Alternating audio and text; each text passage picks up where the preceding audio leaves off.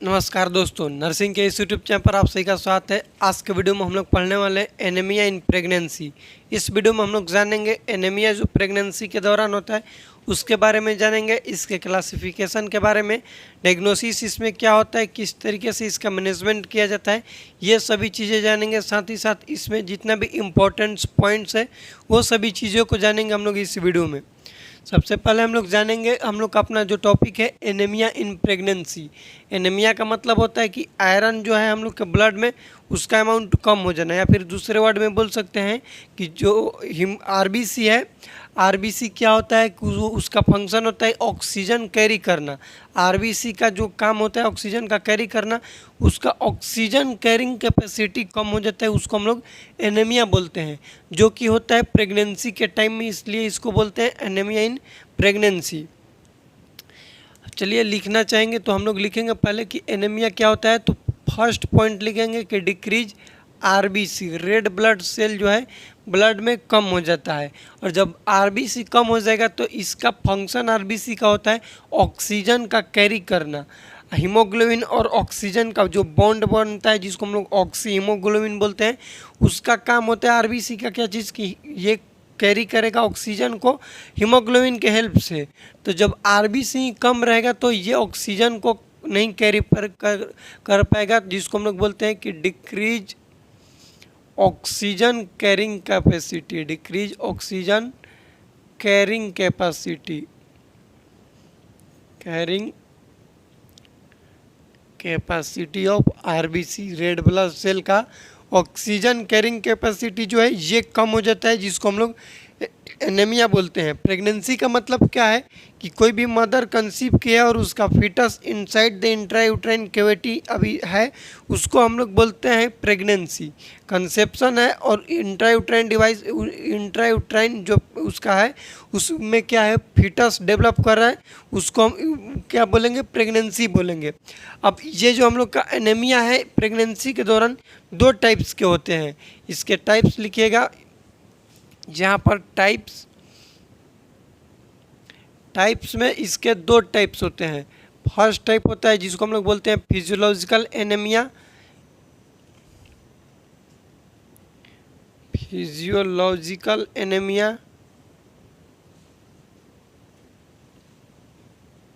और second type को हम लोग बोलते हैं पैथोलॉजिकल एनीमिया, पैथोलॉजिकल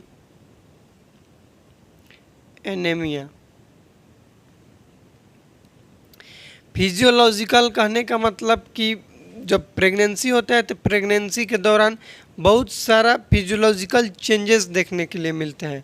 हर एक बॉडी ऑर्गन का जितना भी सिस्टम है उस पर फिजियोलॉजिकल चेंजेस देखने के लिए मिलता है, उसको हम लोग बोल देंगे फिजियोलॉजिकल एनीमिया। जैसे हर एक सिस्टम, ब्लड हो गया तो ब्लड में ब्लड का सभी कंपोनेंट्स बढ़ते हैं, कोई कंपोनेंट्स घटता है, जैसे हीमेटोक्रिट का अमाउंट घटता है 6% घट जाता है, प्लाज्मा बढ़ता है, आरबीसी भी जो होता है रेड ब्लड सेल ये भी बढ़ता है, लेकिन कंपेयर टू प्लाज्मा ये कम बढ़ता है। मतलब बात करें कि प्लाज्मा यदि 50% बढ़ा तो आरबीसी जो है ये 10% 20% बढ़ा, लेकिन बढ़ा दोनों है, रेड ब्लड सेल भी बढ़ा है और प्लाज्मा भी बढ़ा है। जैसे बात करें यहाँ पर थोड़ा सा समझ लीजिएगा, क्योंकि फिजियोलॉजिकल एनीमिया इसी पर आधारित है। ये मान लो कि रेड ब्लड सेल है, नॉर्मल मेरे पास का कितना है तो 1 है, 1 पॉइंट ऐसे याद करेंगे। और ये जो प्लाज्मा है, प्लाज्मा ये भी कितना है 1 है, ठीक। ये नॉर्मल प्रेगनेंसी का कंडीशन है। जो प्रेगनेंसी है उसमें क्या हुआ, आरबीसी एक तो उसका था, जो प्रेगनेंसी उसमें बढ़ गया, एक बढ़ा, और प्लाज्मा जो है प्लाज्मा पहले एक था, उसके साथ साथ प्लाज्मा 2 या फिर 3 बढ़ गया। बढ़ा तो आरबीसी भी है और बढ़ा प्लाज्मा भी है, लेकिन कंपेयर करें तो आरबीसी के तुलना में प्लाज्मा ज़्यादा बढ़ा है, बढ़ गया ज़्यादा। और मान लो कि ये इसमें समझा रहे हैं कि इसमें प्लाज्मा है, पूरा इसमें प्लाज्मा भरा हुआ है और आरबीसी का अमाउंट कम है, आरबीसी इसमें कम है, तो पता नहीं चल पाता है कि आरबीसी कितना अमाउंट में है आरबीसी। इसलिए प्रेगनेंसी को हम लोग हीमोडाइल्यूशन स्टेट बोलते हैं। प्रेगनेंसी को क्या बोलते हैं, हीमोडाइल्यूशनल स्टेट, हीमो डाइल्यूशनल स्टेट। पूछा जाएगा कि हीमोडाइल्यूशनल स्टेट क्यों बोलते हैं, क्योंकि आरबीसी के कंपेयर में प्लाज्मा का अमाउंट ज़्यादा बढ़ जाता है, जिसमें आरबीसी में पूरा घुल मिल जाता है, जिसके वजह से पता नहीं चल पाता है कि आरबीसी कितना अमाउंट में, क्योंकि पूरा बॉडी में प्लाज्मा ही प्लाज्मा फ्लूइड भर जाता है, इसलिए इसको बोलते हैं हीमोडाइल्यूशनल state.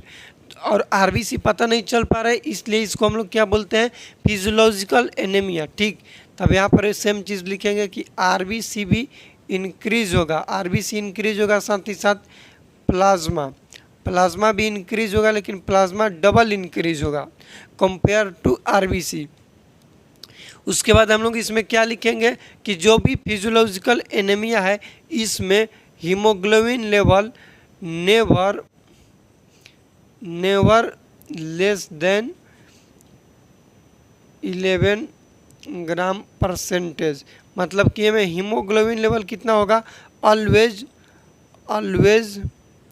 More than 11 gram percentage. इस चीज़ को भी याद रखिएगा। एक क्वेश्चन डायरेक्ट एग्जाम में पूछा जाता है कि हम लोग प्रेगनेंसी में एनीमिया का डिफाइन क्या करेंगे, डिफिनेशन क्या है, तो बोल देंगे कि मदर का हीमोग्लोबिन लेवल यदि 11 से कम हो रहा है तो उसको हम लोग एनीमिया बोलते हैं, 11 से कम होगा तो।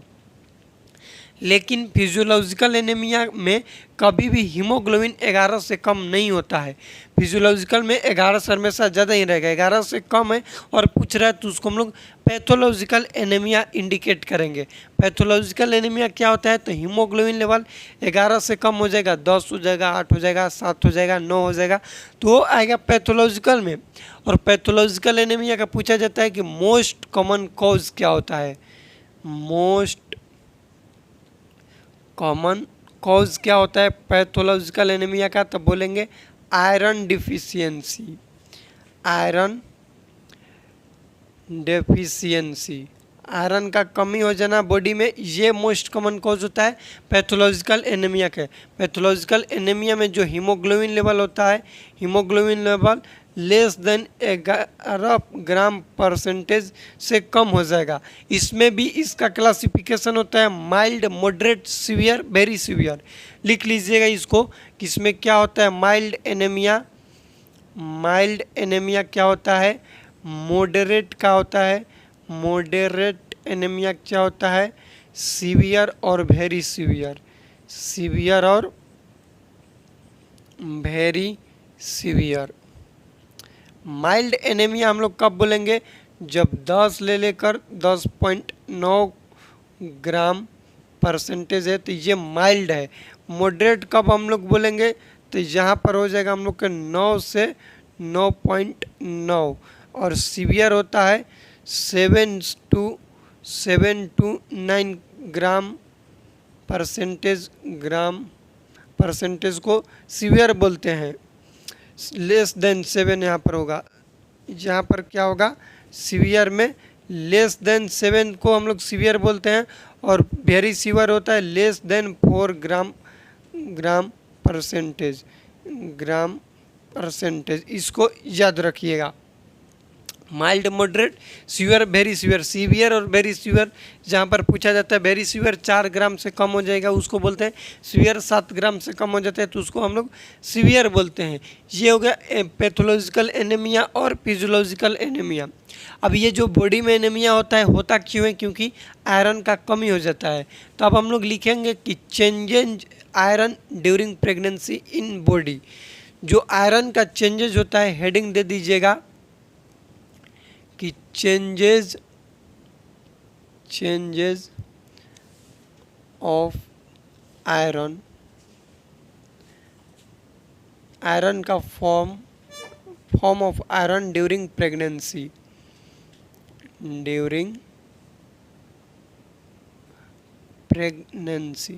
प्रेगनेंसी के दौरान जो आयरन का फॉर्म है उसमें चेंजेस देखने के लिए क्या क्या मिलता है। कुछ आयरन के अमाउंट बढ़ते हैं और कुछ घटते हैं। All iron forms, all iron metabolism form decrease in amount. जितना भी आयरन का फॉर्म है सभी चीज़ का अमाउंट डिक्रीज होता है। एग्जाम्पल में लिख लेना, सीरम फेरिटिन हो गया, सीरम आयरन लेवल हो गया, सभी चीज़ का अमाउंट डिक्रीज होता है। लेकिन दो चीज़ का अमाउंट इंक्रीज होता है ड्यूरिंग प्रेगनेंसी। ये क्वेश्चन पूछा जाता है, दोनों टी ही होता है। फर्स्ट टी का मतलब होता है सीरम ट्रांसफेरेटिन,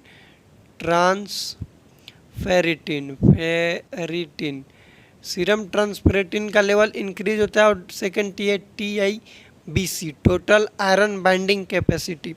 थोड़ा सा यहाँ पर समझिए क्योंकि इधर से अब क्वेश्चन बनेगा एग्जाम में, क्या क्या चीज़ें यहाँ से पूछे जाते हैं। आयरन जितना भी हम लोग, जब भी एनीमिया होगा ड्यूरिंग प्रेगनेंसी टाइम, उस दौरान आयरन के लेवल जो है, आयरन के अलग अलग फॉर्म्स होते हैं, उसमें चेंजेस देखने के लिए मिलता है। जितना भी आयरन का फॉर्म है उसका अमाउंट कम होगा। सीरम फेरेटिन का मतलब होता है storage form of iron. Storage जितना हम लोग के बॉडी में आयरन होता है, क्वेश्चन पूछा भी जाता है कि स्टोरेज फॉर्म ऑफ आयरन को क्या बोलते हैं, तो सीरम फेरेटिन बोलते हैं, जो कि इसका अमाउंट कम होगा during anaemia in pregnancy. Serum iron level का भी अमाउंट कम होगा। लेकिन ट्रांसफेरेटिन क्या होता है, तो एक्टिव फॉर्म ऑफ आयरन। दो क्वेश्चन पूछा जाता है कि स्टोरेज फॉर्म ऑफ आयरन क्या होता है बॉडी में, तो बोलेंगे सीरम फेरेटिन। उसके साथ साथ एक हीमोसेडेरिन होता है, याद रखना। दो बॉडी में हम लोग के स्टोरेज फॉर्म ऑफ आयरन रहते हैं, एक होता है सीरम फेरेटिन और सेकेंड होता है हीमोसेडेरिन। और एक ट्रांसफेरेटिन क्या होता है, एक्टिव फॉर्म ऑफ आयरन, मतलब जितना भी काम करता है, या फिर बोल सकते हैं इसको फंक्शनल फॉर्म ऑफ आयरन, इसको बोलते हैं ट्रांसफेरेटिन, जिसका अमाउंट इंक्रीज होता है। सेकेंड है TIBC, total iron binding capacity. Normal ratio 250 से 350 होता है इसका। 250 से अमाउंट कितना होता है, 250 से 350।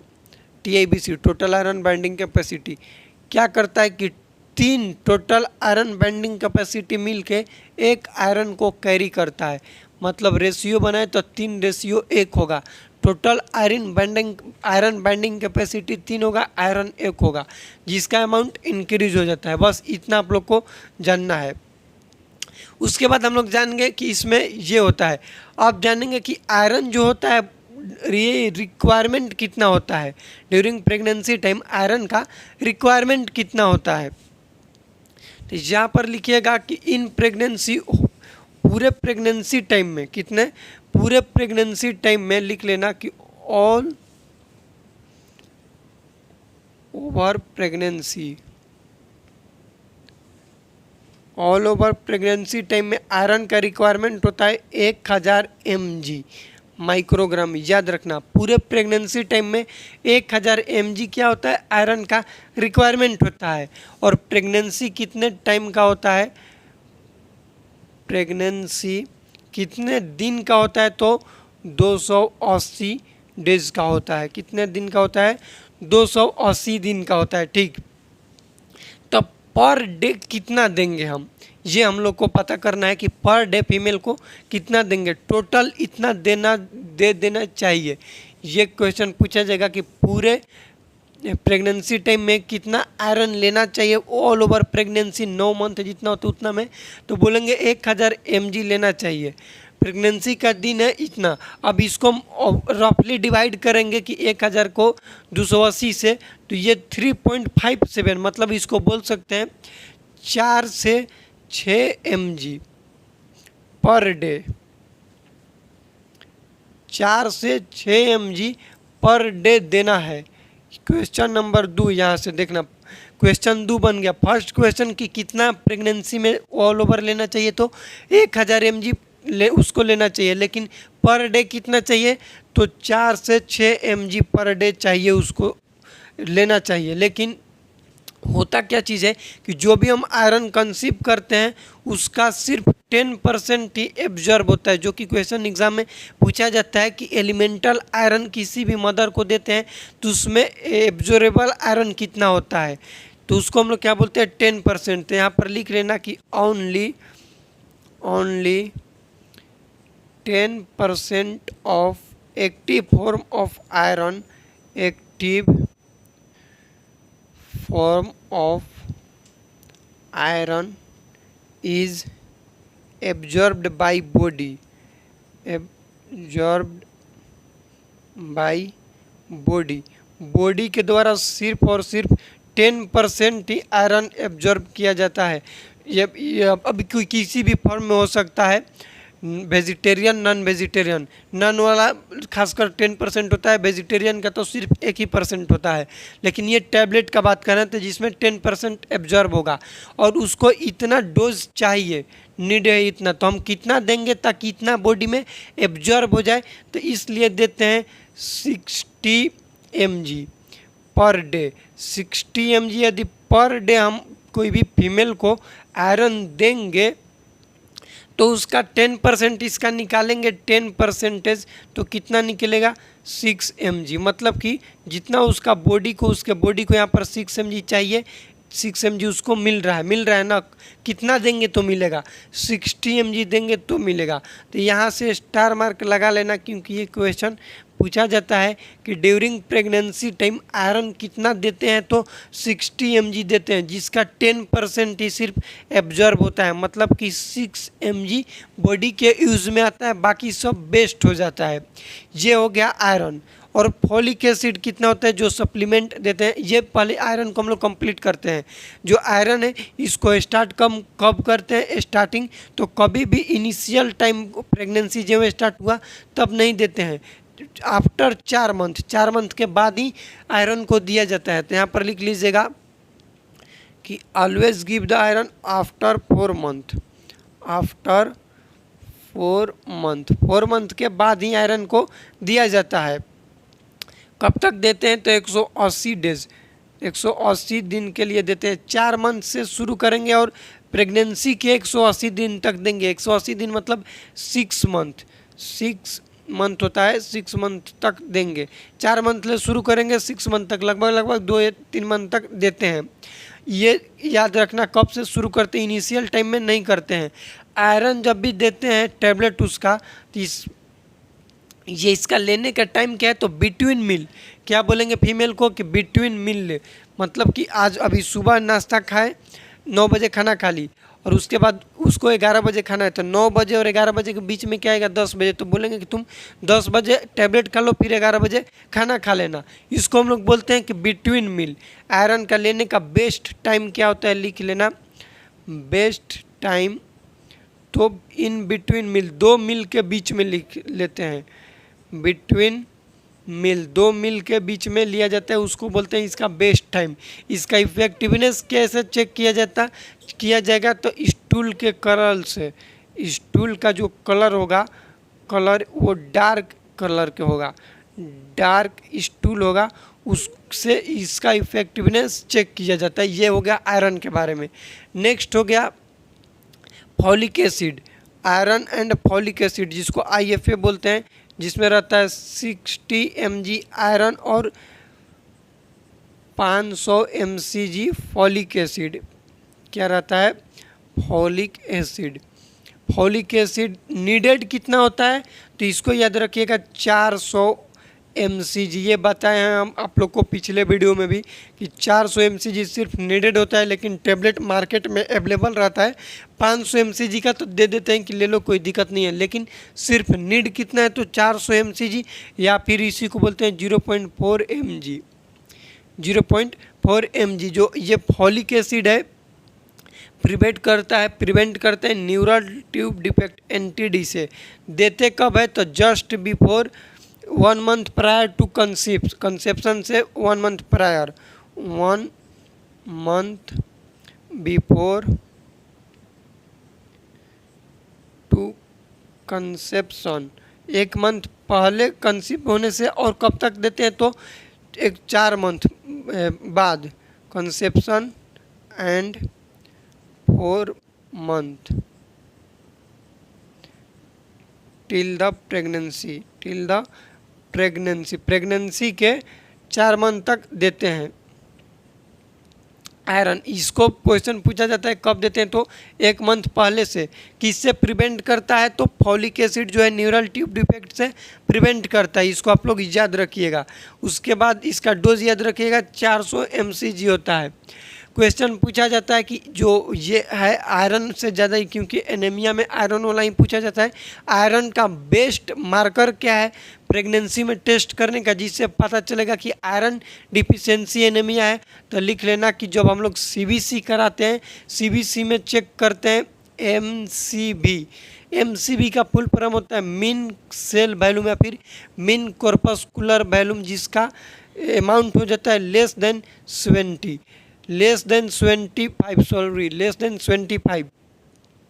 ये एमसीबी क्या है, तो जो आरबीसी है रेड ब्लड सेल, इसके साइज को बताता है। नॉर्मल साइज कितना होता है रेड ब्लड सेल का, तो होता है 7.2 माइक्रोन, 7.2 माइक्रोन होता है। यदि हम और इसमें बात करें और एमसीबी नॉर्मल कितना होता है, तो 75 से 85 होता है। एमसीबी नॉर्मल कितना होता है लिख लीजिएगा, 75 से 85 होता है नॉर्मल। 75 से 85 होता है। लेस देन 25 है, मतलब कि इसका आरबीसी का साइज डिक्रीज हो रहा है, क्योंकि मीन कॉर्पस्कुलर जो वॉल्यूम है आरबीसी के साइज को बताता है। 75 से कम है मतलब कि आरबीसी का साइज कम हो रहा है, और 85 से ज़्यादा है मतलब आरबीसी का साइज बड़ा हो रहा है, 7.2 से बड़ा हो रहा है।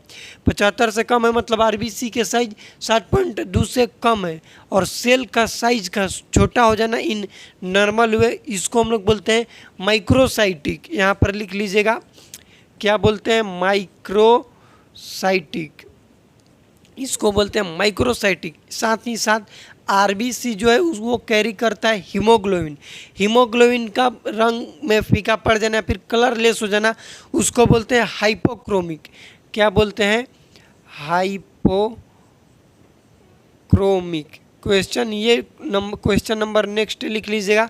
पूछा जाता है कि इन आयरन डिफिशियंसी एनीमिया जब पेरिफेरल ब्लड स्मीयर टेस्ट किया जाता है, क्या करते हैं, पेरिफेरल ब्लड स्मीयर टेस्ट करते हैं, तो आरबीसी क्या दिखाता है, उसमें क्या प्रेजेंट रहेगा, तो बोलेंगे माइक्रोसाइटिक हाइपोक्रोमिक जो रहता है उसको बोलते हैं आयरन डिफिशियंसी एनीमिया। जैसे परनिकिसियस एनीमिया जो होता है विटामिन B12 की कमी उसमें देखने को मिलता है। मैक्रोसाइटिक एंड नॉर्मोक्रोमिक मतलब कि आरबीसी का जो साइज है वो बड़ा होता है, और नॉर्मोक्रोमिक मतलब कि हीमोग्लोबिन में कोई भी चेंजेस नहीं देखने को मिलता है। नेक्स्ट हम लोग बात कर लेंगे कि जो आयरन है उसका थिन फॉर्म आता है। आयरन 3 फॉर्म में आता है, एक आता है टैबलेट फॉर्म में, यहाँ पर लिख लीजिएगा कि आयरन जो है 3 फॉर्म में आता है, एक होता है टैबलेट, एक होता है पेरेंट्रल, और थर्ड होता है ब्लड ट्रांसफ्यूजन डायरेक्ट करते हैं। ट्रीट करने का जो है इसका मैनेजमेंट कैसे किया जाता है, मैनेजमेंट तो फर्स्ट सेकेंड और थर्ड। फर्स्ट टैबलेट क्या देंगे हम लोग, तो टैबलेट जो ये एनीमिया यदि किसी भी मदर को है तो उसको हम लोग 2 टैबलेट देते हैं, 2 टैबलेट जो कि रेड होता है, रेड पिल होता है, रेड पिल्स होता है, 2 टैबलेट देते हैं। ओरल फॉर्म में होता है आयरन फॉलिक एसिड उसमें होता है, उसको देते हैं, जिसमें 60 mg आयरन होगा और 500 mcg फॉलिक एसिड होगा। अब बाकी सभी चीज़ें बता दिए कि उसका इफेक्टिवनेस स्टूल से चेक किया जाता है कि उसका डार्क कलर स्टूल होगा। कॉन्स्टिपेशन देखने के लिए मिलता है इसके साइड इफेक्ट में। नेक्स्ट पेरेंट्रल जो होता है, पेरेंट्रल में आईबी और आईएम 2 होता है। जो आईबी होता है उसको बोलते हैं आयरन सुक्रोज। आप लोग देखे भी होंगे हॉस्पिटल में कि जो पेशेंट को डार्क रेड कलर का मेडिकेशन फ्लूइड चलता है वो आयरन सुक्रोज होता है, जो कि आईवी चलता है। जो आईएम होता है जो कि बेस्ट होता है, जो कि जेड ट्रैक मेथड से दिया जाता है, जेड ट्रैक मेथड से दिया जाता है, जिसका नाम होता है carboxy maltose. Iron carboxy maltose नाम होता है, जो कि आईएम दिया जाता है। और थर्ड हो गया बीटी ब्लड ट्रांसफ्यूज़न। ये चीज़ें आप लोग याद रखिएगा।